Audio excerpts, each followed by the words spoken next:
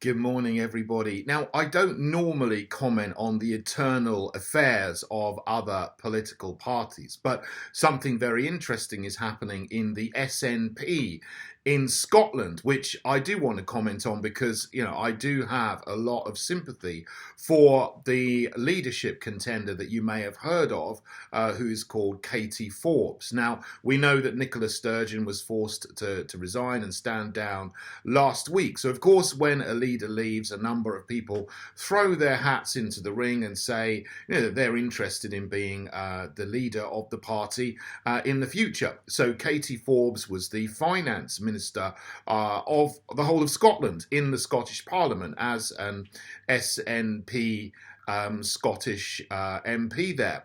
Now, she is very, very different to Nicola Sturgeon in her cultural and social views. Like me, she's a Christian. Now, I must say, I completely disagree with the SNP's main policy. I'm not saying that I do. I disagree with her as well on Scottish independence. I believe in the United Kingdom and in maintaining the union of England, Wales, Scotland, and Northern Ireland. I think we have a common history, a shared history. We are brothers as people, and we should go forward as a nation together.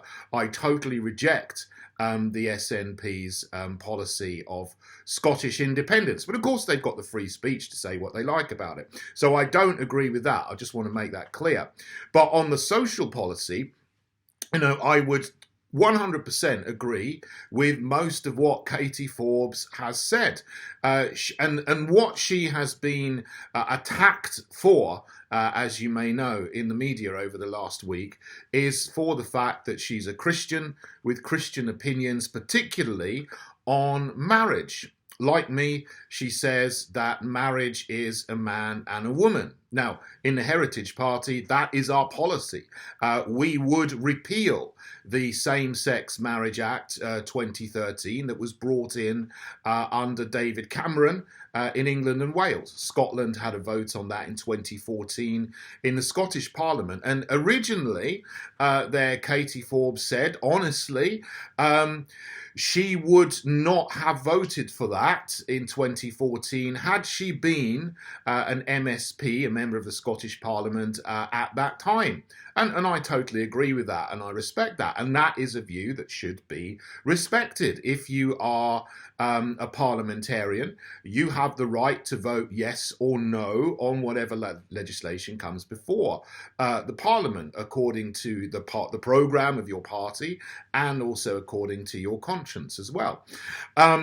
She also said about, concerning the issue that was key in bringing Nicola Sturgeon down, this whole gender recognition bill and act, and the case of this man who was put in a woman's prison after being convicted of rape because he said he was a trans woman, changed his name to a woman's name, and then started dressing up in a woman's wig and women's clothing.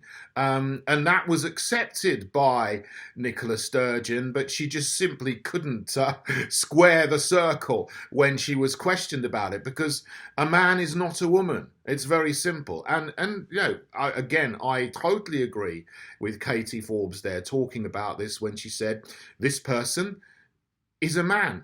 Trans women are men. They're not women.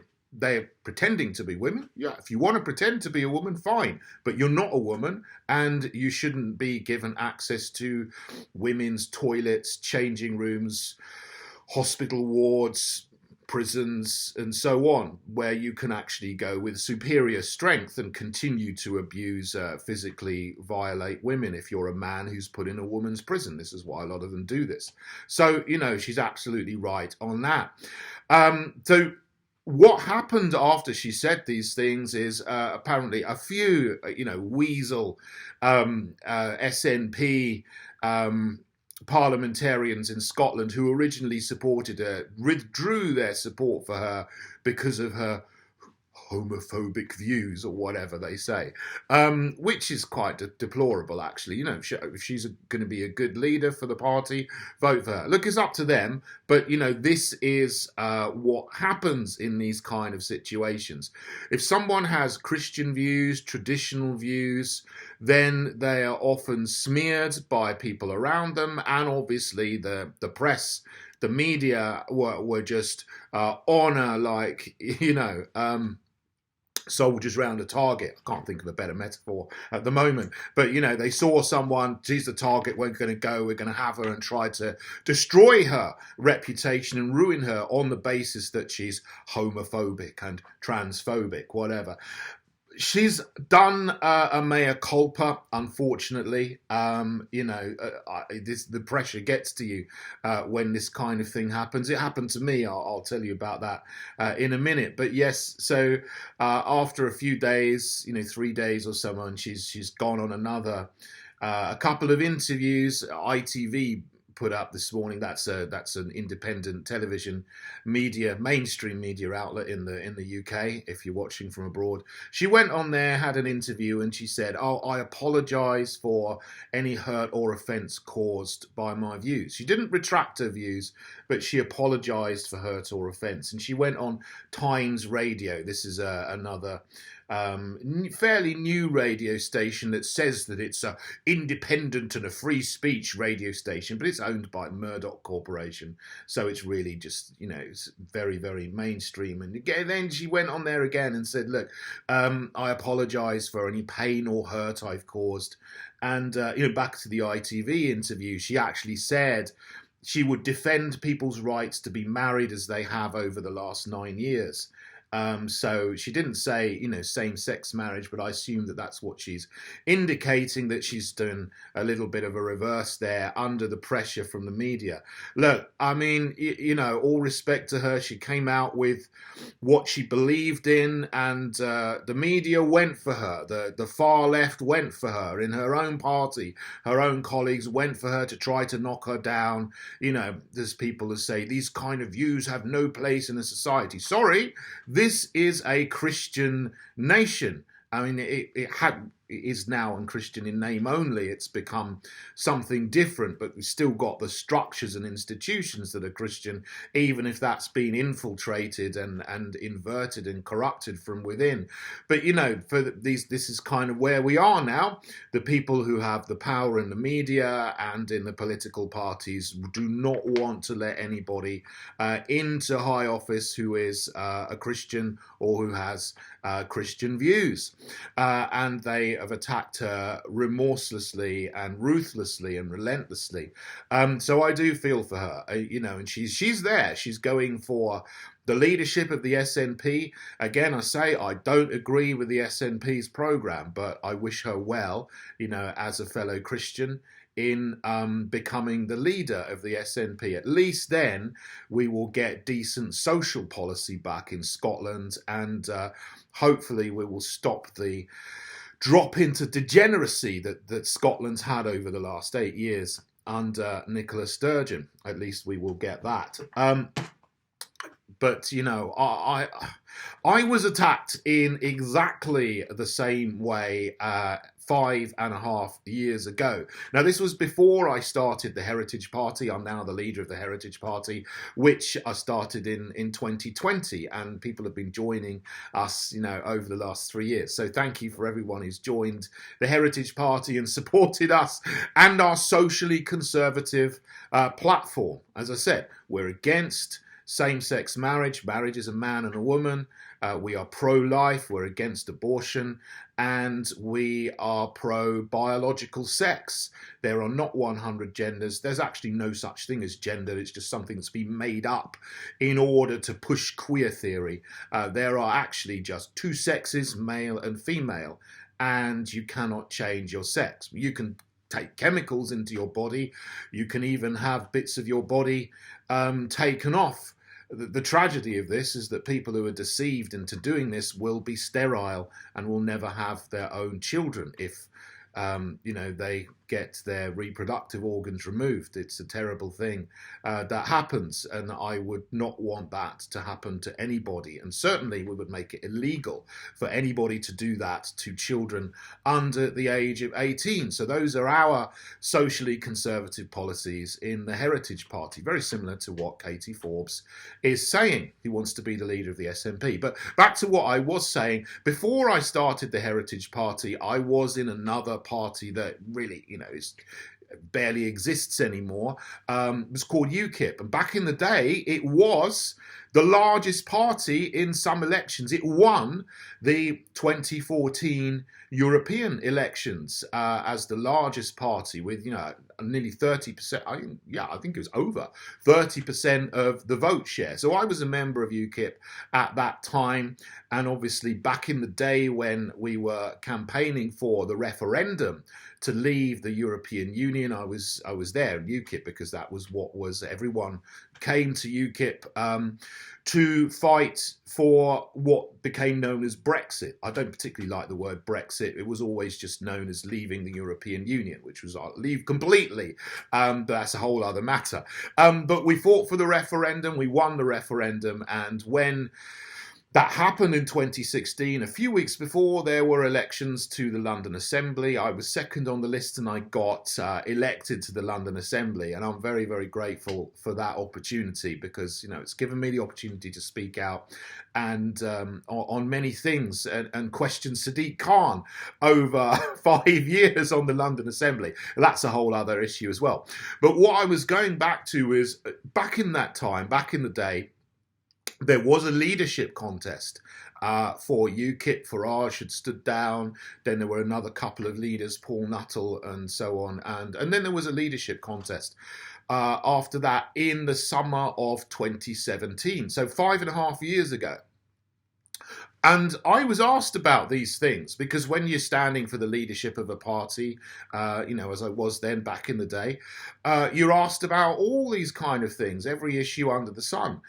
So I was asked about, my views on same-sex marriage and transgenderism and abortion and climate change and animal welfare, housing, transport, everything, So what I said was very similar to what Kate Forbes said in answer to some questionnaires that were sent around to the candidates at the time. I said, look, marriage is a man and a woman. If I had to vote on that in Parliament, I would vote to restore the definition of marriage as a man and a woman. And I do not believe that you can change your gender, it's two sexes, etc. And I also said, I don't believe there's such thing as a gay gene. That was another one of the questions I was asked. Do you believe that? I said, no, I don't believe that. I think you should give an answer when people ask you a question. And I also said and quoted some studies that said, there is evidence that shows that there are a higher proportion of people who say they're gay, who were abused, sadly, as children, than in the general population. Studies on this bear that out. And then there was a tirade, a whole wave of attack coming at me from all kinds of people that I never even heard of.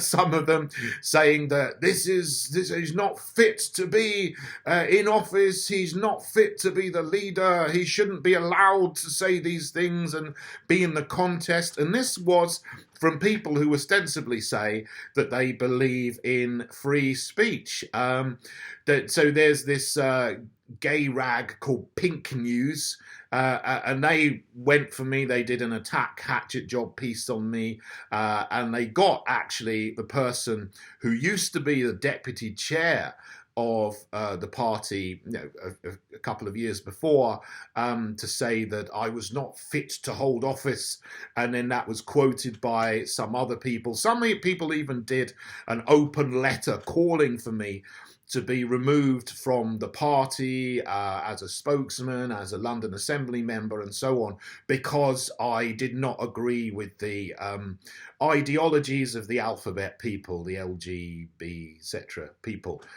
So that happened to me 5.5 years ago. Obviously, I've moved on from then. You know, UKIP is nothing anymore, and I'm amazed it's still going. You know, it's, who knows, it's only got a few dozen members now. I don't know exactly, but I've started the Heritage Party, obviously, to be the socially conservative party that I think the country needs, and to put forward the principles and the policies that we need to restore our nation to goodness, to wholeness, to prosperity, and to go into the future with some hope, rather than with the decay and the degeneracy that is coming through Tory, Labour, Green, Lib Dems and the SNP under Nicola Sturgeon. Now, that may change if Kate Forbes becomes the leader of the SNP. Yes, so we'll see. But I'm just saying, you know, I understand exactly the attacks that she's going through, because that happened to me 5.5 years ago. But what to do is just don't give in. You know, they will come for you and try to get you to retract your statements or to apologize for what you've said, because it doesn't go along with the liberal left progressive agenda. But we are not liberal leftist progressives, and there is no need to apologize for having traditional views or Christian views or family orientated views. This is our program in the Heritage Party to change the course of the nation and to turn it back towards being founded once again on Christian principles. So I understand, you know, after a few days, Kate Forbes has felt the pressure and she's made some kind of an apology for the hurt that she's created. I wouldn't do that. If people want to be offended by traditional views and they want to spout off, let them be offended. Let them, you know, say everything they want, but stand in your strength and say, no, I am right. These are the right principles. I do not apologize in any way whatsoever for holding to the principles of God, of the Bible, of Christian orthodoxy, of traditional family values. And I unashamedly will implement these things if I have a vote on them in Parliament, whether that's the Westminster Parliament or the Scottish Parliament in Holyrood, or the Welsh Parliament in the Senedd, if anyone's there. I don't think there's anybody there in the Senedd who would stand for traditional values at all. So there you go. That's my views on what has been happening here.